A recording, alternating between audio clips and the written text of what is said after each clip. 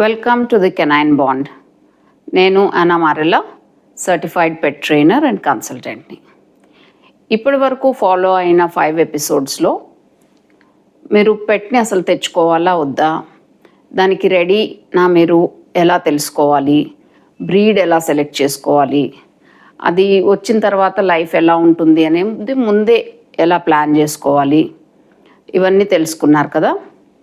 Plus మీరు పెట్ని చిన్న పప్పిని తెచ్చుకోవాలా లేదా అడల్ట్ డాగ్ని అడాప్ట్ చేసుకోవాలా కూడా ఈ పాటికి నిర్ణయించుకుని ఉంటారు. ఒకవేళ అడల్ట్ డాగ్ని అడాప్ట్ చేసుకోవాలి అనుకున్నట్లయితే దానికి ఒక ప్రొసీజర్ ఉంటుంది. అంటే ఎవరైనా ఇస్తామన్నారు, మీరు వెళ్ళి తెచ్చేసుకున్నారు, లేదా ఒక షెల్టర్కి వెళ్ళారు, వాళ్ళ దగ్గర ఉన్న డాగ్ ఏదో తెచ్చేసుకున్నారు, అలా కాదు. అయితే షెల్టర్కి వెళ్ళిన తర్వాత మీరు అక్కడ ఉన్న డాగ్స్లో మీకు నచ్చిన దాన్ని చూసుకొని తీసుకోవచ్చు. కాకపోతే ఈ బ్రీడ్ నాకు కావాలి అని చెప్పి వెళ్ళి చూసుకుంటే ఆ బ్రీడ్ ఆ టైంకి దొరకకపోవచ్చు, లేదా అది దానికి ఉన్న ప్రాబ్లమ్స్ దానికి ఉన్న సిచ్యువేషన్స్ వల్ల మీకు అది నచ్చకపోవచ్చు, ఇలాంటివి ఉంటాయి. సో అడల్ట్ డాగ్ అడాప్షన్లో మీరు బ్రీడ్ స్పెసిఫిక్గా కాకుండా బ్రీడ్కి ఓపెన్గా ఉంటే అది మీకు ఈజీ అవుతుంది.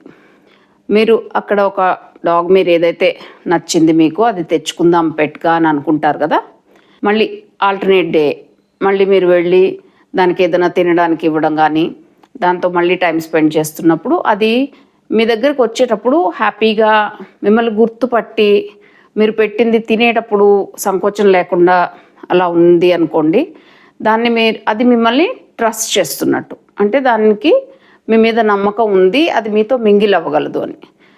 అలా ఇంకొక రోజు వదిలేసి మళ్ళీ థర్డ్ టైం ఒకసారి వెళ్ళి అది చూడగానే మిమ్మల్ని గుర్తుపట్టి హ్యాపీగా మిమ్మల్ని అప్రోచ్ అవుతుంది, మీరు ఏదైనా తినడానికి ఇస్తే తింటుంది. ఆ బేసిక్ ఎంగేజ్మెంట్ అనేది మీకు కుదిరినప్పుడు ఫర్దర్ ప్రొసీజర్స్ అన్నీ షెల్టర్ వాళ్ళు చెప్తారు. దానికి ఆ ప్రొసీజర్ ప్రకారం ఫాలో అయ్యి ఆ పెట్ని మీరు ఇంటికి తెచ్చుకోవచ్చు. అయితే ఇంతకుముందు మాట్లాడుకున్నట్టే ఆ షెల్టర్ నుంచి తీసుకొచ్చిన పెట్ మనతో అడ్జస్ట్ అవుతుందా లేదా అనేది చాలామందికి డౌట్ ఉంటుంది. సో డెఫినెట్గా అడ్జస్ట్ అవుతుందండి.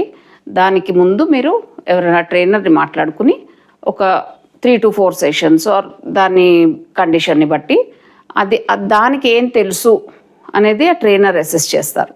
సో మీరు ఏ విధంగా చెప్తే దానికి తెలిసింది అది డెలివర్ చేస్తుంది, అంటే దానికి తెలిసింది అది ఎలా బిహేవ్ చేస్తుంది, అది మీకు దానికి మధ్యలో ఒక బాండ్ ఏర్పరుస్తారు ట్రైనర్. సో ఆ 3-4 సెషన్స్ అయితే మీకు తప్పదు.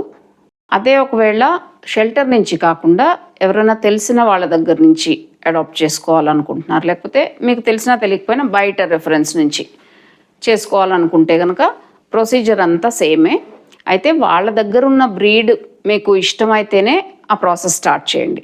అది ఇష్టం లేకుండా తీసుకోక్కర్లేదు. మీరు షెల్టర్ నుంచి అయితే మీకు ఏది కావాలంటే అది అక్కడ సెలెక్ట్ చేసుకోవచ్చు. Adoption process is same. అయితే అడాప్షన్ ప్రాసెస్ అని ఎన్నిసార్లు అంటున్నారు, అది ఏంటి అనేది మీకు డౌట్ ఉంటే కనుక మీరు ఆన్లైన్ చూడొచ్చు, or you can DM me, I will send you the adoption procedure. కానీ ఒకవేళ పప్పీనే తెచ్చుకోవాలనుకుంటే అది కూడా మంచి డెసిషనే, తప్పేం లేదు దాంట్లో. ముఖ్యంగా చిన్నపిల్లలు ఉన్న ఫ్యామిలీస్లో చిన్న పప్పీస్ అయితే వాటి అల్లరి చేష్టలు, వాటి ఆటలు అవి ఇవి చాలా ఎంజాయ్ చేస్తారు డెఫినెట్గా. సో పప్పీస్ని తెచ్చుకోవాలి అనుకున్నప్పుడు కూడా ఏదో ఒక స్టోర్కి వెళ్ళి ర్యాండమ్గా మీకు కావాల్సిన బ్రీడ్ అలా పికప్ చేసుకుని తెచ్చుకోకూడదు. అది చాలా ఇంపార్టెంట్. ఎందుకంటే అలాంటి పప్పీస్ సస్టైన్ అవ్వవు. మెయిన్ థింగ్ మీరు చూసుకోవాల్సింది ఏంటంటే ఎథికల్ బ్రీడర్స్ దగ్గర నుంచే మీ పప్పీని పికప్ చేసుకోండి. ఈ మదర్ ఏదైతే ఉంటుందో దానికి ఫస్ట్ నుంచి కేర్ ఇస్తారు, దానికి కావాల్సిన వ్యాక్సినేషన్స్ అవి ఇస్తారు. ప్లస్ ఒక లిటర్కి మధ్యలో అంటే ఒకసారి పిల్లలు వేసిన తర్వాత మళ్ళీ నెక్స్ట్ టైం పిల్లలు వేయడానికి మధ్యలో గ్యాప్ వాళ్ళు ప్రాపర్గా మెయింటైన్ చేస్తారు. అప్పుడు వచ్చే లిటర్ కూడా హెల్దీగా ఉంటుంది. తర్వాత ఈ పప్పీస్ని మదర్ దగ్గర నుంచి ఒక 45 days వరకు, అంటే 6 వారాల వరకు మదర్ దగ్గర నుంచి సెపరేట్ చేయరు. అది కంపల్సరీ. ఆ పప్పీస్కి అది ఏ విధంగా ఉపయోగపడుతుంది అని మనం ముందు ఎపిసోడ్స్లో మాట్లాడదాం. కానీ ఆ పప్పీస్ని మదర్ దగ్గర కనీసం 6 weeks ఉంచడం అనేది చాలా చాలా ఇంపార్టెంట్. ఈ unethical breeders or backyard breeders అంటాము, అంటే వాళ్ళ ఇంట్లో వెనక వైపు లేదా ఏదైనా ఫామ్ ఉంటే అక్కడో ఎడపెడ బ్రీడ్ చేసి పిల్లల్ని అమ్మేస్తుంటారు. వాళ్ళు ఏంటంటే డిమాండ్ని బట్టి మీకు 15 days 20 days or say 1 month లోపల పప్పీస్ని కూడా ఇచ్చేస్తారు. ఆ టైం లోపల అది మదర్ నుంచి సెపరేట్ చేసినప్పుడు డెఫినెట్గా దాని డెవలప్మెంట్ ప్రాపర్గా ఉండదు. చాలా వరకు పప్పీస్ సస్టైన్ అవ్వవు. అంటే అనారోగ్యంతో వస్తాయి మీ దగ్గరకు వచ్చేటప్పటికే. వచ్చిన వెంటనే వాటికి ఏదో హెల్త్ ప్రాబ్లం వస్తుంది. అది ఒక మీకు అడిషనల్ ట్రామా ప్లస్ ఖర్చు కూడా. అండ్ ఆ పప్పీని తెచ్చుకునే ఎక్స్పీరియన్స్ అనేది మీరు అది పాజిటివ్గా ఉండదు. So what I suggest is మీరు ఒక ఎథికల్ బ్రీడర్ దగ్గర నుంచి ప్రాపర్గా అన్నీ చెక్ చేసుకుని ఆ పప్పీని తెచ్చుకోండి. ఈ పప్పీస్లో కూడా చిన్న పప్పీస్ అంటే ఒక షిట్జు ఆర్ బీగిల్, లాసాప్సో, పూడులు కానివ్వండి, పగ్ కానివ్వండి, ఇట్లాంటి చిన్న పప్పీస్ అయితే అక్కడికి వెళ్ళి మనం చూసుకుని హెల్దీగా ఉంది పప్పీ, అది మేలా ఫీమేలా మీకు ఏది కావాలో చూసుకుని తెచ్చేసుకోవచ్చు.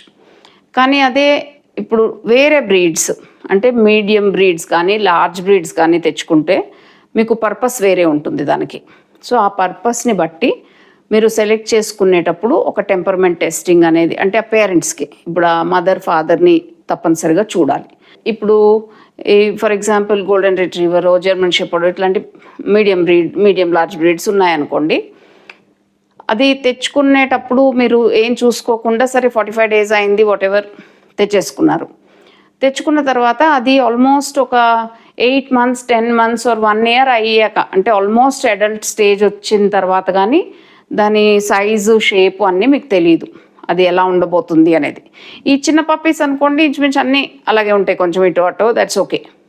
బట్ ఈ బిగ్ బ్రీడ్స్ అనేది ఏదైతే ఒక పర్పస్తో మీరు తెచ్చుకుంటారో వాటి సైజు షేపు ఎలా ఉంటాయని మీకు తెలియదు. కాబట్టి అది చూసుకోకుండా అంటే మదర్ని ఫాదర్ని చూసుకోకుండా మీరు అలాగే తెచ్చేసుకుంటే ర్యాండమ్గా ఇది ఏదో తయారవుతుంది పెద్ద అయ్యేసరికి. మీరు దాన్ని వదిలిపెట్టలేరు, ఉంచుకోలేరు, డిసప్పాయింట్ అవుతారు.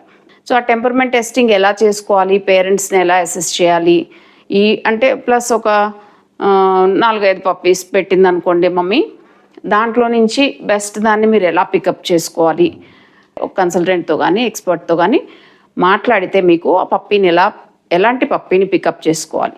వీళ్ళు 21 గోర్లు ఉండాలి, 20 గోర్లు ఉండాలి, అదంతా న్యూసెన్స్ అండి. అది it doesn't have any effect on the health or future of the puppy or you. అది దానివల్ల అంటే మీకు కానీ పప్పీకి కానీ ఏం ఉపయోగం ఉండదు ఆ నెంబర్ ఆఫ్ గోర్ల వల్ల. అది ఏమీ అందంగా నడవదు, లేకపోతే మీకేమీ అదృష్టం కలిసి వచ్చేది అలాంటివి ఏమి ఉండవు. సో దీంతో ఆల్మోస్ట్ పెట్ని తెచ్చుకోవాలి, ఏ బ్రీడ్ సెలెక్ట్ చేసుకోవాలి, ఎలా సెలెక్ట్ చేసుకోవాలి వరకు ఆల్మోస్ట్ అన్నీ మనం ఇంట్రడక్షన్ అంతా కవర్ చేసాము. మీకు ఇప్పటి వరకు అయిన ఎపిసోడ్స్లో మీకు ఎలాంటి డౌట్స్ ఉన్నా, ఇంకే విషయం గురించి ఇంకా ఎక్స్ట్రా ఇన్ఫర్మేషన్ ఇంకా వివరాలు కావాలన్నా ఏదున్నా కూడా మీరు నాకు డిఎం చేయండి ఆర్ కమెంట్స్లో తెలియజేయండి. నేను మీ all questions will be answered. మీకున్న డౌట్స్ అన్నీ నేను క్లియర్ చేస్తాను. ఇప్పుడు పప్పీని తెచ్చుకునే ముందు మన ఇంటిని మన ఫ్యామిలీని ఎలా రెడీ చేసుకోవాలి అనేది నెక్స్ట్ ఎపిసోడ్లో చూద్దాం. ఎందుకంటే ఆ పప్పీ మీ ఇంటికి వచ్చే ఫస్ట్ డే ఎలా ఉంటుందో ఆల్మోస్ట్ ఆ నెక్స్ట్ 1 year అలాగే ఉంటుంది. దానికి ఫస్ట్ వచ్చిన వెంటనే ఎటువంటి టెన్షన్, స్ట్రెస్, ట్రామా లేకుండా అది పీస్ఫుల్గా కనుక ఆ ఫస్ట్ డే అయిపోయింది అంటే ఆ పప్పీ చాలా తొందరగా అలవాటు అయిపోతుంది మీకు. సో మీ ఇంటిని పప్పీ ప్రూఫింగ్ అంటాం దాన్ని. So preparation for the puppy అవి ఎలా చేసుకోవాలి ఏంటి అనేది మనం నెక్స్ట్ ఎపిసోడ్లో చూద్దాం. ఆ తర్వాత పప్పీని తెచ్చేసుకుందాం.